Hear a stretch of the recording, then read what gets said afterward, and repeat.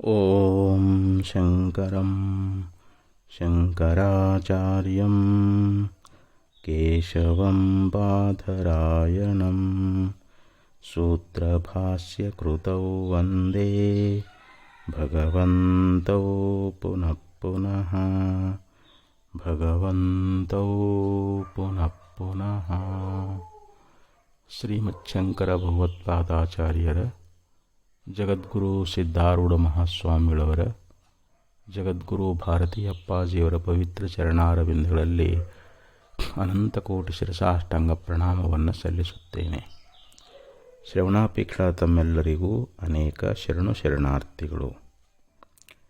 ವಿವೇಕ ಚೂಡಾಮಣಿ 408ನೇ ಶ್ಲೋಕ.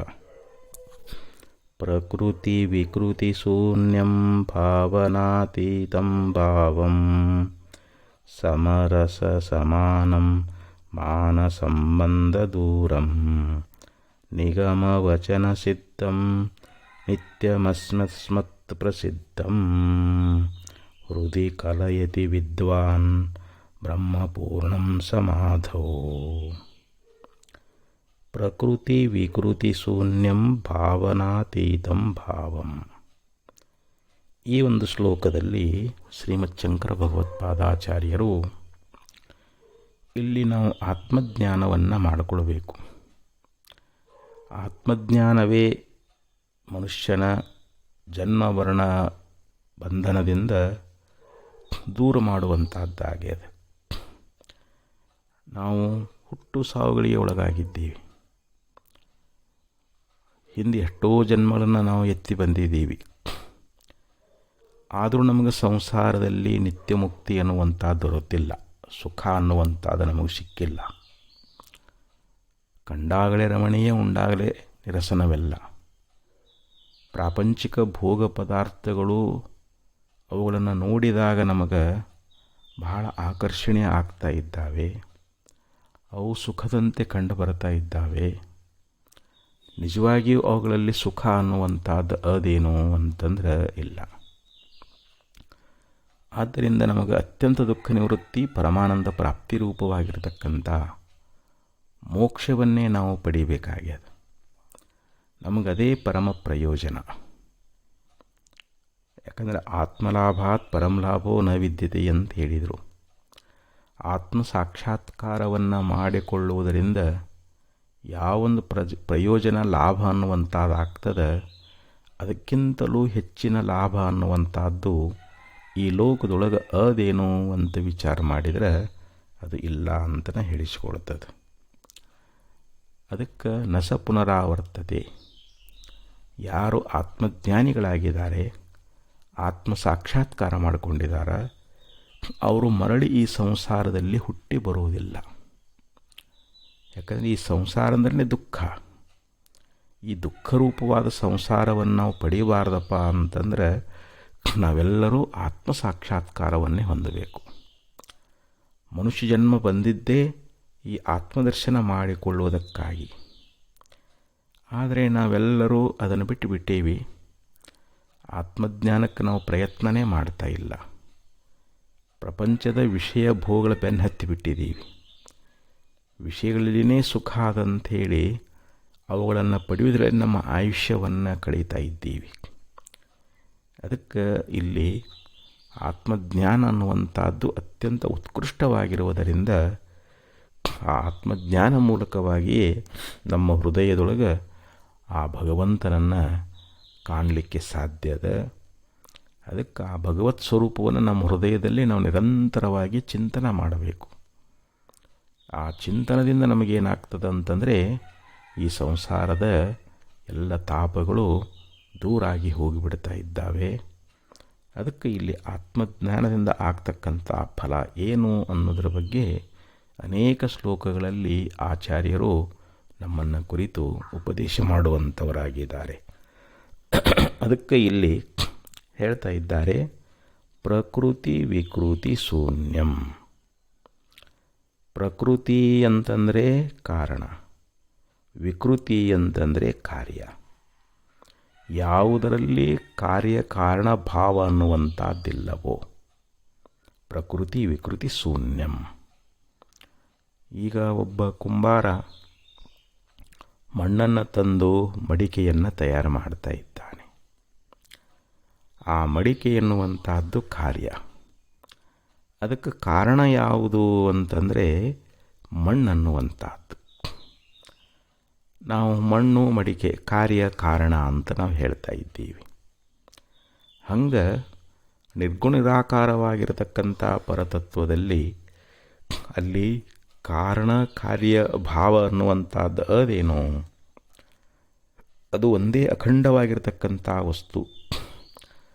ಬ್ರಹ್ಮ ಭಿನ್ನವಾಗಿ ಏನೊಂದು ಇಲ್ಲ, ಎಲ್ಲವೂ ಪರಬ್ರಹ್ಮ ಸ್ವರೂಪವೇ ಅದ. ಯಾಕಂದರೆ ಅದರಿಂದ ಒಂದು ಕಾರ್ಯ ಆಗಿದ್ದರೆ ಅದು ಕಾರಣ ಅಂತ ಹೇಳಕ್ಕೆ ಬರ್ತದೆ. ಆದರೆ ಬ್ರಹ್ಮವಸ್ತು ಅನ್ನುವಂಥದ್ದು ಅದು ಯಾವುದಕ್ಕೂ ಕಾರಣ ಆಗುವುದಿಲ್ಲ. ಮತ್ತು ಈ ಜಗತ್ತು ಬ್ರಹ್ಮದಿಂದ ಆಗೈತೆ ಅಂತಾರಲ್ಲ ಅಂತಂದರೆ ಜಗತ್ತಿನ ಒಂದು ವಾಸ್ತವಿಕ ಸ್ವರೂಪ ಏನದ ಅಂತಂದರೆ ಇದು ಬ್ರಹ್ಮರೂಪವೇ ಅದ ಅಂತ. ನಮ್ಮ ಅಜ್ಞಾನ ದೃಷ್ಟಿಗೆ ಈ ಜಗತ್ತು ಹುಟ್ಟ್ಯದ ಅಂತ ನಾವು ಹೇಳ್ತೀವಿ. ಆದರೆ ಈ ಜಗತ್ತನ್ನುವಂಥದ್ದು ಇದ್ರಲ್ಲ ಅದು ಹುಟ್ಟ್ಯದಂತ ಹೇಳೋದು. ನಮ್ಮ ಅಜ್ಞಾನ, ನಮ್ಮ ಭ್ರಾಂತಿ ಕಾಲದಲ್ಲಿ ಜಗತ್ತು ತೋರ್ಲಿಕ್ಕತ್ತದ. ಹಗ್ಗದೊಳಗೆ ಎಂದಾದರೂ ಹಾವು ಹುಟ್ಟಲಿಕ್ಕೆ ಸಾಧ್ಯ ಇದೆಯೇನಲ್ಲಿ? ಹಗ್ಗದೊಳಗೆ ಹಾವು ಹುಟ್ಟಿದ್ರೆ ಆ ಹಾವು ಇದ್ದು ನಮಗೆ ಕಚ್ಚಬೇಕಾಗಿತ್ತು ಅಥವಾ ಎತ್ತರ ಹೋಗಬೇಕಾಗಿತ್ತು. ಆದರೆ ಇರೋದೇನಲ್ಲಿ ಹಗ್ಗನ ಅದ, ಮೊದಲು ಹಗ್ಗನ ಅದ. ಆದರೆ ಭ್ರಾಂತಿಯಿಂದ ಹಾವು ಅಂತ ನಮಗೆ ಕಲ್ಪಿತವಾಗಿ ತೋರ್ಲಿಕ್ಕತ್ತದ. ಯಾವಾಗ ಹಗ್ಗ ಜ್ಞಾನ ಆಯಿತು ಅಂತಂದರೆ, ಭ್ರಾಂತಿ ನಿವೃತ್ತಿ ಆಯಿತು ಅಂತಂದರೆ ಅಲ್ಲಿ ಹಗ್ಗವೇ ಪ್ರತೀತಿ ಆಗ್ತೈತೆ ಹೊರತು ಹಾವು ಅನ್ನುವಂಥದ್ದಲ್ಲಿ ತೋರೋದಿಲ್ಲ. ಹಾಗೆ ಇಲ್ಲಿ ಈ ಜಗತ್ತು ನಮಗೆ ಅವಿದ್ಯಾ ಮೂಲಕವಾಗಿ, ಅಜ್ಞಾನ ಮೂಲಕವಾಗಿ ಇದು ಒಂದು ಬ್ರಹ್ಮದಿಂದ ಹುಟ್ಟ್ಯದ, ಪರಮಾತ್ಮನಿಂದ ಜಗತ್ತು ಹುಟ್ಟ್ಯದ ಅಂಥೇಳಿ ನಮಗೆ ಭ್ರಾಂತಿಯಿಂದ ತೋರಕತ್ತೈತೆ ಹೊರತು ವಾಸ್ತವಿಕವಾಗಿ ಬ್ರಹ್ಮಭಿನ್ನವಾಗಿ ಜಗತ್ತನ್ನುವಂಥದ್ದು ಇದು ಇಲ್ಲವೇ ಇಲ್ಲ. ಇರೋದೇ ಪರಬ್ರಹ್ಮ. ನಮಗೆ ನಾಮರೂಪಗಳಿಂದ, ಮಾಯಾ ಕಾರ್ಯವಾಗಿರ್ತಕ್ಕಂಥ ನಾಮರೂಪಗಳಿಂದ ಈ ಜಗತ್ತು ಬ್ರಹ್ಮಕ್ಕಿಂತಲೂ ಭಿನ್ನವಾದಂತೆ ನಮಗೆ ಕಾಣಿಸ್ತದೆ. ಆದರೆ ಇದು ಈ ಜಗತ್ತನ್ನುವಂಥದ್ದು ಕೇವಲ ಕಾಲ್ಪನಿಕ. ಅದು ಕಾಲ್ಪನಿಕವಾಗಿರ್ತಕ್ಕಂಥದ್ದು, ಭ್ರಾಂತಿಯಿಂದ ಜನ್ಯವಾಗಿರ್ತಕ್ಕಂಥದ್ದು. ಅದಕ್ಕಂದ್ರೆ ಇಲ್ಲಿ ಪ್ರಕೃತಿ ವಿಕೃತಿ ಶೂನ್ಯಂ. ಆ ನಿರ್ಗುಣವಾಗಿರ್ತಕ್ಕಂಥ ಬ್ರಹ್ಮದೊಳಗೆ ಅಲ್ಲಿ ಕಾರ್ಯಕಾರಣ ಭಾವ ಅನ್ನುವಂಥದ್ದು ಇಲ್ಲ. ಕಾರ್ಯ ಅನ್ನುವಂಥದ್ದು ಒಂದಿತ್ತಂದ್ರೆ ಅದಕ್ಕೆ ಕಾರಣ ಹೇಳಕ್ಕೆ ಬರ್ತದೆ. ಆದರೆ ಪರಬ್ರಹ್ಮ ಸ್ವರೂಪ ಅದು ಯಾವುದಕ್ಕೂ, ಅದು ಇನ್ನೊಂದು ಇದ್ರಲ್ಲ ಅದಕ್ಕೆ ಕಾರಣ ಅಂತ ಹೇಳೋದು ನಾವು. ಆ ಬ್ರಹ್ಮದೊಳಗೆ ಅಲ್ಲಿ ಕಾರಣವೂ ಅಲ್ಲ, ಅಲ್ಲಿ ಕಾರ್ಯವೂ ಕೂಡ ಇಲ್ಲ ಅಂಥೇಳಿ ಈ ರೀತಿಯಾಗಿ ಆ ಶ್ರುತಿ ರಹಸ್ಯವಾದ ಮಾತನ್ನು ಆಚಾರ್ಯ ಹೇಳ್ತಾ ಇದ್ದಾರೆ. ಪ್ರಕೃತಿ ವಿಕೃತಿ ಶೂನ್ಯಂ ಅಂದರೆ ಕಾರ್ಯಕಾರಣ ಭಾವಗಳು ಇಲ್ಲದೇ ಇರತಕ್ಕಂಥ ವಸ್ತು ಅಂತ. ಭಾವನಾತೀತ ಭಾವಂ. ಇನ್ನು ಯಾವುದೇ ಒಂದು ಕಲ್ಪನೆಗಳಿಗೆ ನಿಲುಕುವಂಥದ್ದೇನು ಅಂತಂದರೆ ಅದು ಯಾವ ಭಾವನೆಗಳಿಗೂ ನಿಲುಕಲಾರದಂಥದ್ದು. ಅದು ಕಲ್ಪನಾತೀತವಾಗಿರ್ತಕ್ಕಂಥ ಸ್ವಭಾವವುಳ್ಳದ್ದು ಅಂತ ಹೇಳ್ತಾರೆ. ಈ ಪ್ರಪಂಚದಲ್ಲಿರ್ತಕ್ಕಂಥ ಪ್ರತಿಯೊಂದು ವಸ್ತುಗಳನ್ನು ನಾವು ಕಲ್ಪಿಸಿಕೊಳ್ತಾ ಇದ್ದೀವಿ. ಆ ವಸ್ತುವಿನ ಸ್ವರೂಪವನ್ನು ನಾವು ಅರಿತು ಇದು ವಸ್ತು ಹೀಗದ ಅಂಥೇಳಿ ಅದನ್ನು ನಾವು ಕಲ್ಪನಾ ಮಾಡಿಕೊಳ್ಳಿಕ್ಕೆ ಬರ್ತದೆ, ಕಲ್ಪಿಸಲಿಕ್ಕೆ ಬರ್ತದೆ. ದ್ವೈತವಾದ ಪ್ರಪಂಚದೊಳಗೆ ಅನೇಕ ವಸ್ತುಗಳಲ್ಲಿ ನಾವು ಕಲ್ಪಿಸಿಕೊಳ್ತಾ ಇದ್ದೀವಿ. ಆದರೆ ಆ ಬ್ರಹ್ಮವಸ್ತು ಅನ್ನುವಂಥದ್ದು ಹೇಗಿದೆ ಅಂತಂದರೆ ಭಾವನಾತೀತ ಭಾವಂ. ಭಾವಂ ಅಂದರೆ ಇಲ್ಲಿ ಸ್ವಭಾವವುಳ್ಳದ್ದು. ಭಾವನಾತೀತ ಅಂದರೆ ಕಲ್ಪನಾತೀತ, ಅದು ಸ್ವಭಾವವುಳ್ಳದ್ದು ಅಂತ ಹೇಳ್ಕೊಂಡು ಬಂದರು. ಸಮರಸಂ ಮತ್ತು ಏಕರಸ ರೂಪವಾಗಿರತಕ್ಕಂಥದ್ದು. ಅದರೊಳಗೆ ಮತ್ತೊಂದು ದ್ವೈತಾಪತ್ತಿ ಅನ್ನುವಂಥದ್ದಿಲ್ಲ, ಇನ್ನೊಂದು ಅದರೊಳಗೆ ವಸ್ತು ಅನ್ನುವಂಥದ್ದಿಲ್ಲ. ಅದು ಏಕರಸ ರೂಪವಾಗಿರುವಂಥದ್ದು. ಅದು ಪರಬ್ರಹ್ಮ, ಪರಮಾತ್ಮ ತತ್ವ ಅನ್ನುವಂಥದ್ದು. ಅದು ಏಕಮೇವ ಅದ್ವಿತೀಯ ಅಂತ ಶ್ರುತಿ ಹೇಳಿದಂತೆ ಅದು ಏಕರಸ ರೂಪವಾಗಿರುವಂಥದ್ದು. ಅದಕ್ಕೆ ಸಮರಸಂ ಅಂತ ಹೇಳ್ಕೊಂಡು ಬಂದರು. ಅಸಮಾನಂ ಮತ್ತು ಅದು ಯಾವ ಉಪಮೆಗಳಿಗೆ ನಿಲುಕಲಾರದಂಥದ್ದು. ಯಾಕೆಂದರೆ ಬ್ರಹ್ಮದಂಥ ಮತ್ತೊಂದು ಬ್ರಹ್ಮ ಇತ್ತು ಅಂತಂದರೆ ಆವಾಗಲ್ಲಿ ನಾವು ಉಪಮಾ ಕೊಡಾಕ ಬರ್ತಿತ್ತು. ನೋಡಪ್ಪ, ಆ ಬ್ರಹ್ಮದಂತೆ ಈ ಬ್ರಹ್ಮ ಅದ ಅಂತ ಹೇಳ್ಬೋದಾಗಿತ್ತು. ಆದರೆ ಇರುವುದು ಅಖಂಡವಾದ ಪರಬ್ರಹ್ಮ ಸ್ವರೂಪ ಒಂದೇ ಅದು. ಒಂದೇ ವಸ್ತುವಿನಲ್ಲಿ ಅಲ್ಲಿ ಉಪಮಾ ಕೊಡಾಕ ಸಿಗುತ್ತದೇನು? ಈಗ ಚಂದ್ರಮುಖಿ ಅಂತ ಹೇಳ್ತಾರೆ. ಒಬ್ಬ ಹೆಣ್ಣುಮಗಳು ಒಳ್ಳೆ ಸುಂದರವಾಗಿದ್ದಾಳೆ, ಚಂದ್ರನಂತೆ ಹೊಳಪುಳ್ಳವಳಾಗಿದ್ದಾಳೆ, ಚಂದ್ರನಂತೆ ಮುಖವುಳ್ಳವಳು ಯಾವಳೋ ಅವಳಿಗೆ ಚಂದ್ರಮುಖಿ ಅಂತ ಕರೆದರು ಕವಿಗಳಾಗಿರ್ತಕ್ಕಂಥವರು. ಚಂದ್ರನಲ್ಲಿ ಹೆಂಗೆ ಆಹ್ಲಾದಕತ್ವ ಅನ್ನುವಂಥದ್ದದ, ಸೌಂದರ್ಯ ಅನ್ನುವಂಥದ್ದದ, ಚಂದ್ರ ಹೆಂಗೆ ಸುಂದರನಾಗಿದ್ದಾನಲ್ಲ ಹಂಗೆ ಅವಳ ಮುಖ ಅನ್ನುವಂಥದ್ದು ಸುಂದರವಾಗಿರುವುದರಿಂದ ನೋಡಪ್ಪ ಅವಳ ಮುಖ ಹೆಂಗೆ ಅದಂತಂದರೆ ಚಂದ್ರನಂತೆ ಅದ ಅಂತ ನಾವಲ್ಲಿ ಉಪಮೆಯನ್ನು ಕೊಡ್ತಾ ಇದ್ದೀವಿ. ಹಂಗೆ ಬ್ರಹ್ಮಕ್ಕೆ ಏನಾದರೂ ಉಪಮೆಗಳದಾವೇನು? ಒಂದು ಸಾದೃಶ್ಯ ಅನ್ನುವಂಥದ್ದು ಅದೇನು ಅಂತಂದರೆ ಇಲ್ಲ. ಇರುವುದೇ ಒಂದು ಪರಬ್ರಹ್ಮ ವಸ್ತು ಇರುವಾಗ ಅಲ್ಲಿ ಉಪಮಾನ ಕೊಡಾಕ ಬರಂಗಿಲ್ಲ. ಆಕಾಶ ಒಂದೇ ಅದ. ಆಕಾಶಕ್ಕೇನು ನಾವು ಉದಾಹರಣೆ ಕೊಡ್ತೀವಿ, ಏನು ಉಪಮಾನ ಕೊಡ್ತೀವಿ? ಆಕಾಶ ಆಕಾಶದಂತೆ ಅಂತ ಹೇಳ್ತೀವಿ. ಬ್ರಹ್ಮ ಹೆಂಗದ? ಬ್ರಹ್ಮದಂತೆ ಐತೆ ಅಂತ ಹೇಳಬೇಕೆ ಹೊರತು ಆ ಬ್ರಹ್ಮಕ್ಕೆ ಸದೃಶ್ಯವಾಗಿರ್ತಕ್ಕಂಥ ಮತ್ತೊಂದು ವಸ್ತು ಅನ್ನುವಂಥದ್ದು ಇಲ್ಲದೇ ಇರುವಾಗ ಅಲ್ಲಿ ನಾವು ಅದಕ್ಕೆ ಉಪಮೆಯನ್ನು ಕೊಡಲಿಕ್ಕೆ ಬರಂಗಿಲ್ಲ. ಅದಕ್ಕೆ ಇಲ್ಲಿ ನಿರುಪಮವಾಗಿರತಕ್ಕಂಥದ್ದು ಅಸಮಾನ ಅಂತ ಹೇಳ್ಕೊಂಡು ಬಂದರು. ಅಸಮಾನಂ, ಸಮರಸಂ, ಅಸಮಾನಂ. ಮತ್ತು ಮಾನ ಸಂಬಂಧ ದೂರಂ. ಮಾನ ಅಂತಂದರೆ ಪ್ರಮಾಣ, ಅದು ಪ್ರಮಾಣಕ್ಕೆ ಗೋಚರವಲ್ಲದ್ದು ಅಂತ. ಈಗ ಜಗತ್ತಿನಲ್ಲಿ ಯಾವುದೇ ಒಂದು ವಸ್ತುವನ್ನು ನಾವು ಅರಿಬೇಕಾಗಿತ್ತು ಅಂತಂದರೆ ಅದಕ್ಕೆ ಪ್ರತ್ಯಕ್ಷಾದಿಗಳ ಪ್ರಮಾಣ ಅನ್ನುವಂಥದ್ದು ಬೇಕು. ಪ್ರತ್ಯಕ್ಷ, ಅನುಮಾನ, ಶಬ್ದ, ಉಪಮಾನ, ಅರ್ಥಾಪತ್ತಿ, ಅನುಪಲಬ್ಧಿ ಅಂತ 6 ಪ್ರಮಾಣಗಳದಾವು. ಈ 6 ಪ್ರಮಾಣಗಳಿಂದ ಜಗತ್ತಿನಲ್ಲಿರುವಂಥ ವಸ್ತುಗಳನ್ನು ಅರಿಯಬಹುದೇ ಹೊರತು ಈ ಪ್ರತ್ಯಕ್ಷಾದಿ 6 ಪ್ರಮಾಣಗಳಿಗೆ ನಿಲುಕಲಾರದಂಥದ್ದು ಬ್ರಹ್ಮವಸ್ತು. ಅದು ನಾವು ಹೇಗೆ ನಮ್ಮ ಎದುರುಗಡೆ ಇರತಕ್ಕಂಥ ವಸ್ತುಗಳನ್ನು, ಇವತ್ತೊಂದು ಬುಕ್ ಇರಬಹುದು, ಒಂದು ಮೊಬೈಲ್ ಇರಬಹುದು, ಅಥವಾ ಒಂದು ಪಕ್ಷಿ ಇರಬಹುದು, ಅದನ್ನು ನಾವು ಪ್ರತ್ಯಕ್ಷವಾಗಿ ಕಾಣ್ತಾ ಇದ್ದೀವಿ.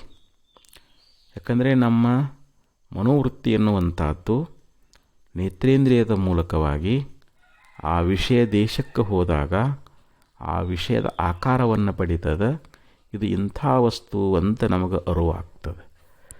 ಅಂದರೆ ಇದು ಪ್ರತ್ಯಕ್ಷ ಪ್ರಮಾಣ. ಇಂದ್ರಿಯ ಸನ್ನಿಕರ್ಷ, ನೇತ್ರಾದಿ ಇಂದ್ರಿಯಗಳ ಮೂಲಕವಾಗಿ ಆಯಾ ವಸ್ತುಗಳನ್ನು ನಾವು ಅರಿಯುವಂಥದ್ದು. ಯಾಕಂದರೆ ಆತ್ಮನಃ ಮನಸಾ ಸಂಯುಜ್ಯತೆ, ಮನಃ ಇಂದ್ರಿಯೇಣ, ಇಂದ್ರಿಯಂ ಅರ್ಥೇನ ತತಃ ಪ್ರತ್ಯಕ್ಷಮುಪಲಭ್ಯತೆ ಅಂತ ಹೇಳ್ತಾರೆ. ಪ್ರತ್ಯಕ್ಷ ಪ್ರಮಾಣ ಅಂತಂದರೆ ಆತ್ಮನಿಗೂ ಮನಸ್ಸಿಗೂ ಸಂಬಂಧ ಆಗಬೇಕು, ಮನಸ್ಸಿಗೂ ಇಂದ್ರಿಯಕ್ಕೂ ಸಂಬಂಧ ಆಗಬೇಕು, ಇಂದ್ರಿಯಕ್ಕೂ ವಿಷಯಕ್ಕೂ ಸಂಬಂಧ ಆಗಬೇಕು. ಆವಾಗ ಆ ವಸ್ತುವಿನ ಏನು ಜ್ಞಾನ ಆಗ್ತದಲ್ಲ ಇದಕ್ಕೆ ಪ್ರತ್ಯಕ್ಷ ಅಂತ ಕರ್ಕೊಂಡು ಬಂದರು.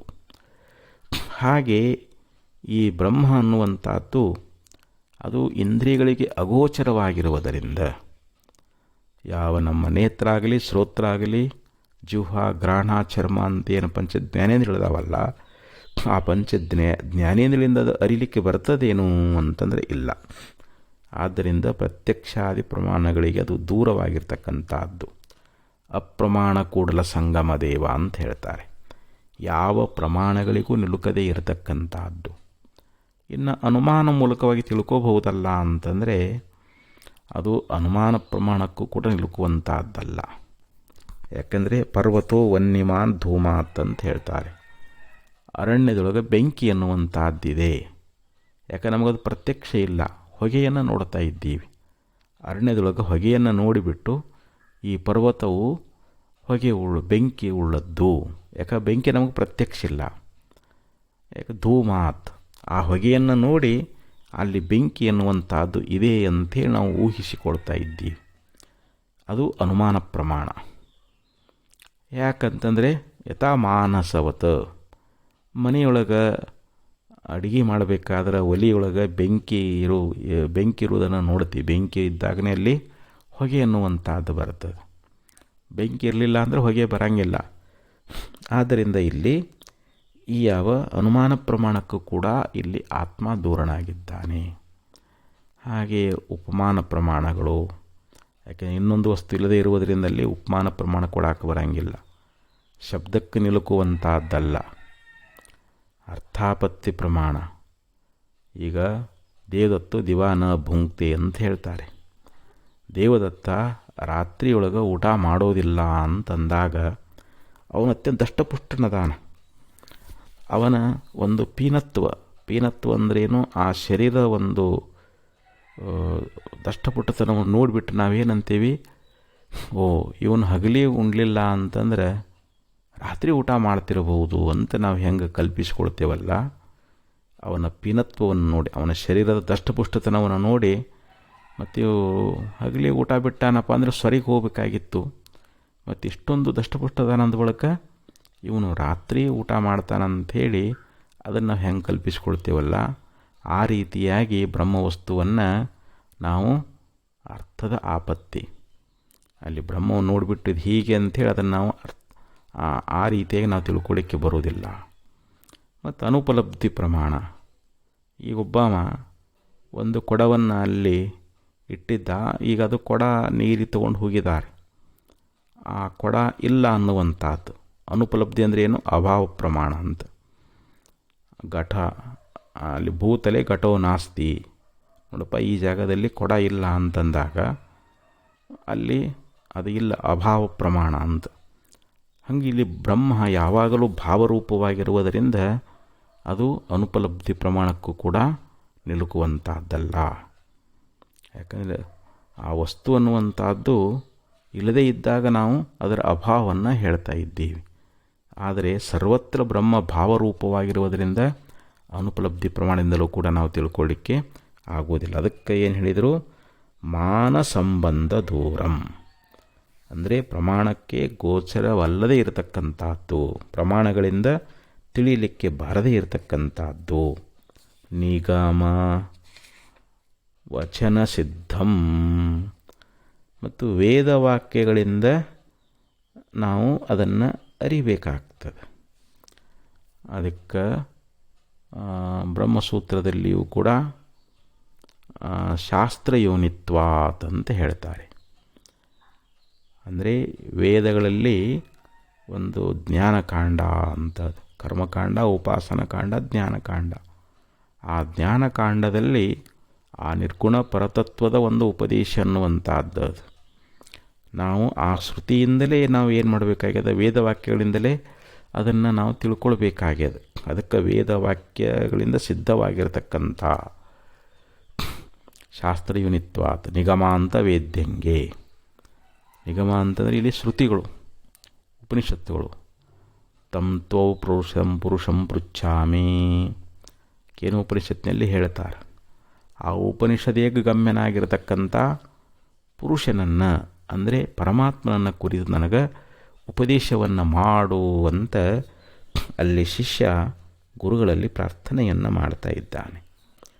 ಅಂದರೆ ಆ ವೇದ ವಾಕ್ಯಗಳಲ್ಲಿ ಅದರಲ್ಲಿಯೂ ಕೂಡ ಜ್ಞಾನಕಾಂಡ, ಉಪನಿಷತ್ತು ಮಂತ್ರಗಳಿಂದ ನಾವು ಗುರುಮುಖೇನ ಗುರುವಿನ ವಾಣಿಯಿಂದ ಅದನ್ನು ನಾವು ಶ್ರವಣ ಮಾಡೋದ್ರಿಂದ ಏನಾಗ್ತದೆ ಅಂತಂದರೆ ಆ ವಸ್ತುವಿನ ಒಂದು ಜ್ಞಾನವನ್ನು ಮಾಡಿಕೊಳ್ಳಿಕ್ಕೆ ಬರ್ತದೆ. ಬ್ರಹ್ಮವನ್ನು ನಾವು ಶ್ರವಣ ಮೂಲಕವಾಗಿ, ಶ್ರವಣ ಮನ ನಿಧಿಧ್ಯಾಸನ ಮೂಲಕವಾಗಿ, ವೇದಾಂತ ವಾಕ್ಯಗಳ ಮೂಲಕವಾಗಿ ಅದನ್ನು ನಾವು ಅರಿಲಿಕ್ಕೆ ಬರ್ತದೆ ಅಂಥೇಳಿ ಇಲ್ಲಿ ವೇದ ವಚನ ಸಿದ್ಧಂ ಅಂತ ಹೇಳಿದರು.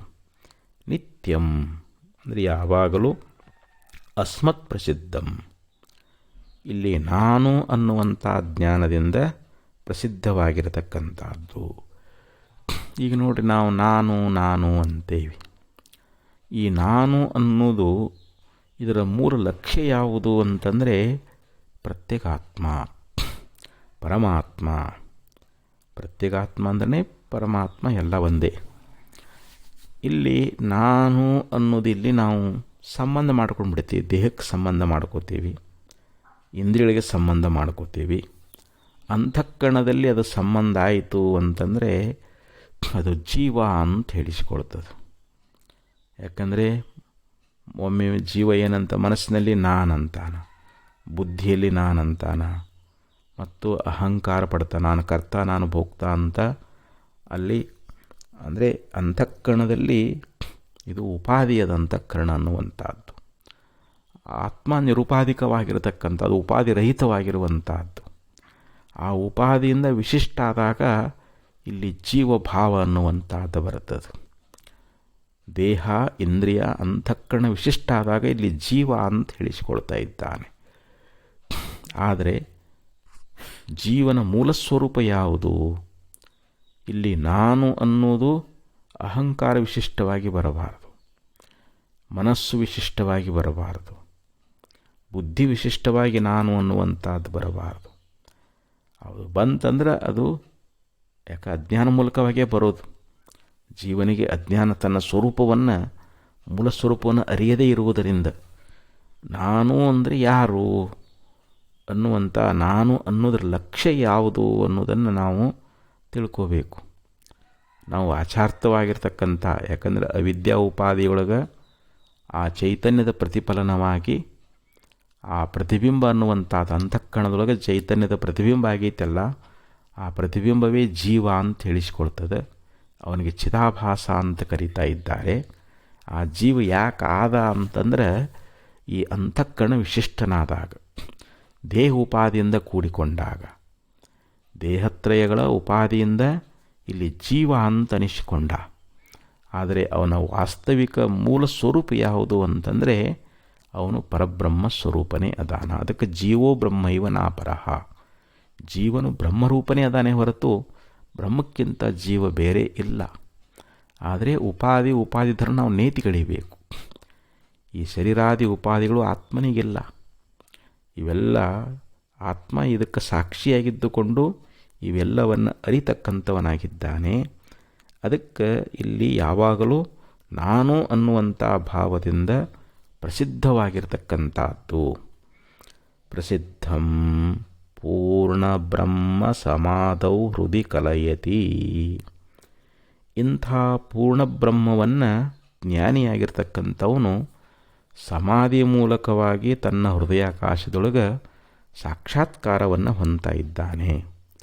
ನಮ್ಮ ಹೃದಯದಲ್ಲಿಯೇ ಆ ಭಗವಂತನನ್ನು ನಾವು ಅರಿಬೇಕು. ಬ್ರಹ್ಮವನ್ನು ಹೊರಗೆ ಹುಡುಕಬಾರದು ಅಂತಾರೆ.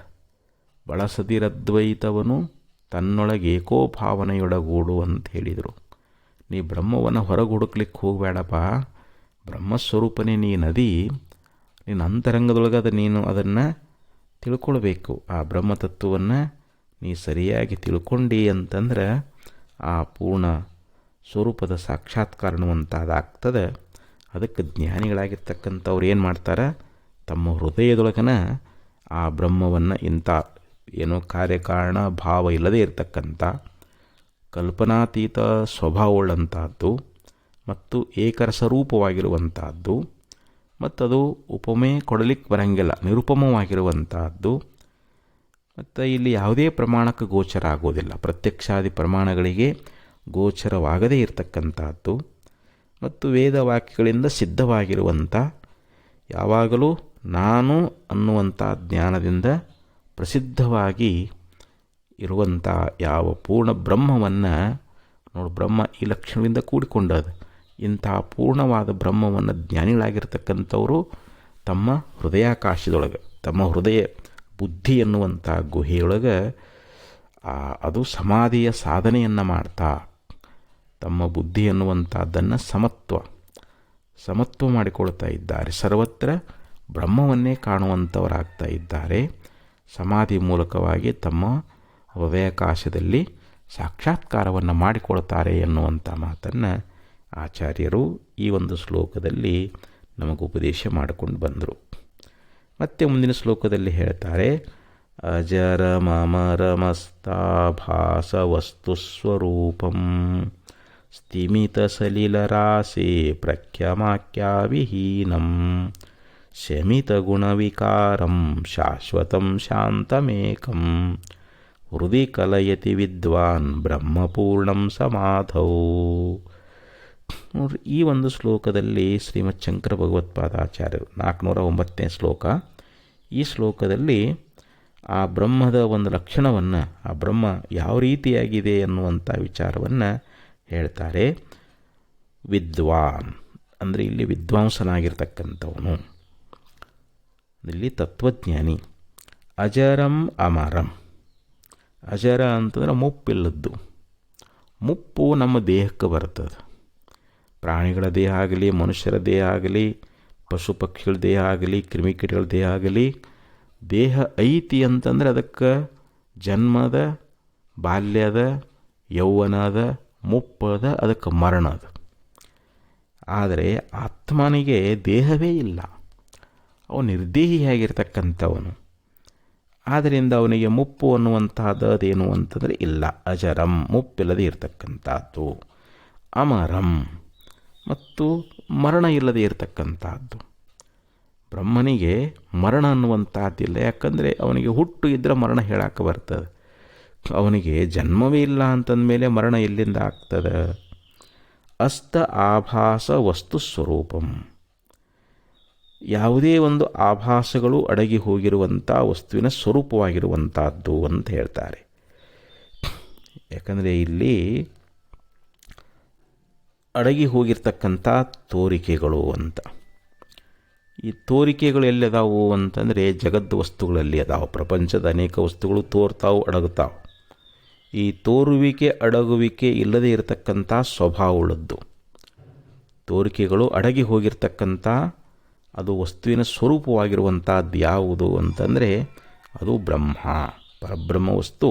ಅದು ಯಾವಾಗಲೂ ಒಂದೇ ರೂಪವಾಗಿರ್ತದೆ. ಅಲ್ಲಿ ಒಮ್ಮೆ ತೋರುವುದು, ಒಮ್ಮೆ ಅಡಗುವಂಥದ್ದು. ಈ ಸ್ವಭಾವ ಬ್ರಹ್ಮದೊಳಗೆ ಅದೇನು ಅಂತಂದರೆ ಇಲ್ಲ, ಅಂಥ ಸ್ವರೂಪವಾಗಿರುವಂಥದ್ದು ಅಂತ ಆ ಬಳಿಕ ಹೇಳ್ತಾ ಇದ್ದಾರೆ. ವಸ್ತು ಸ್ವರೂಪಂ ಸ್ಥಿಮಿತ ಸಲಿಲರಾಶಿ ಪ್ರಖ್ಯಂ, ಮತ್ತು ಈ ಶಾಂತವಾಗಿರ್ತಕ್ಕಂಥ ಈ ಸಮುದ್ರ ಅನ್ನುವಂಥದ್ದು. ಸಮುದ್ರ ಬಿರುಗಾಳಿ ಇಲ್ಲದೇ ಇರತಕ್ಕಂಥ ಸಮಯದೊಳಗೆ ಎಷ್ಟು ಪ್ರಶಾಂತವಾಗಿರ್ತದೋ ಆ ಶಾಂತವಾದ ಸಮುದ್ರದಂತೆ ಇರುವಂಥದ್ದು ಇಲ್ಲಿ ಆ ಬ್ರಹ್ಮತತ್ವ. ಆ ಬ್ರಹ್ಮ ಅನ್ನುವಂಥದ್ದು ಅದು ಶಾಂತ ಸ್ವರೂಪವಾಗಿರುವಂಥದ್ದು. ಆ ಶಾಂತ ಸ್ವರೂಪವಾದ ಸಲಿಲರಾಶಿ ಪ್ರಖ್ಯಂ ಅಂತ ಹೇಳಿದರು. ಅಂದರೆ ಸಮುದ್ರದಂತೆ ಇರುವಂಥದ್ದು. ಆಖ್ಯಾವಿಹೀನಂ, ಅಲ್ಲಿ ಯಾವುದೇ ಒಂದು ನಾಮ ಅನ್ನುವಂಥದ್ದಿಲ್ಲ. ಜಗತ್ತಿನ ವಸ್ತುಗಳಿಗೆ ಒಂದೊಂದು ನಾಮಗಳಿದೆ, ಎಲ್ಲಕ್ಕೂ ಒಂದೊಂದು ಹೆಸರುಗಳದಾವೆ. ಆದರೆ ಆ ಬ್ರಹ್ಮವಸ್ತು ಏನಾದರೂ ನಾಮ ಐತೇನು? ನಾಮರೂಪರಹಿತವಾಗಿರುವಂಥದ್ದು. ಶಮಿತ ಗುಣವಿಕಾರಂ, ಮತ್ತು ಯಾವಾಗಲೂ ಶಾಂತವಾಗಿರ್ತಕ್ಕಂಥ ಗುಣವುಳ್ಳದ್ದು, ಶಾಂತ ಸ್ವರೂಪವಾಗಿರ್ತಕ್ಕಂಥದ್ದು.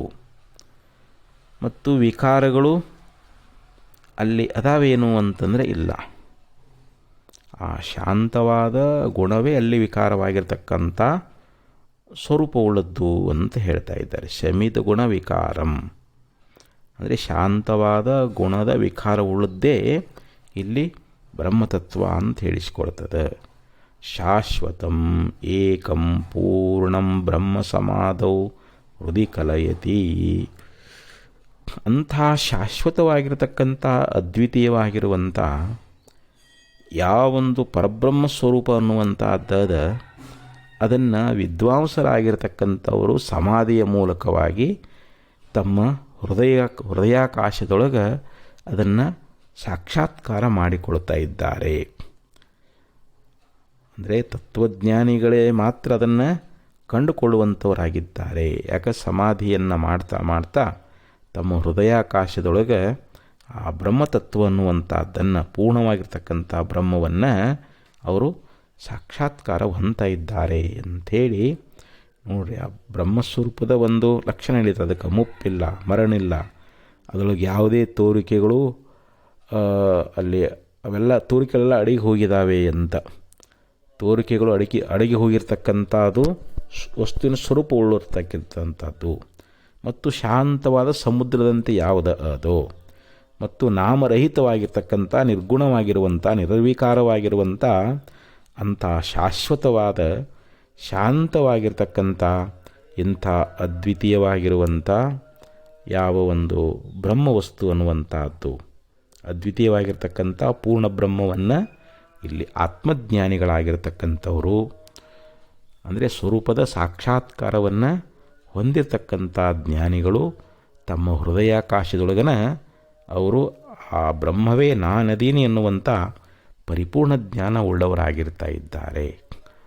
ಅವರು ಅಂಥ ಮುಕ್ತಿ ಸುಖವನ್ನು ಹೊಂದುವಂಥವರಾಗಿದ್ದಾರೆ ಅಂಥೇಳಿ ಈ ಒಂದು ಶ್ಲೋಕದಲ್ಲಿ ಆಚಾರ್ಯರು ಇಲ್ಲಿ ಜ್ಞಾನಿಗಳು ತಮ್ಮ ಹೃದಯದಲ್ಲಿ ಭಗವಂತನನ್ನು ಹೆಂಗೆ ಸಾಕ್ಷಾತ್ಕರಿಸಿಕೊಳ್ತಾರೆ ಎನ್ನುವಂಥ ವಿಚಾರವನ್ನು ಇಲ್ಲಿ ಹೇಳಿಕೊಂಡು ಬಂದರು.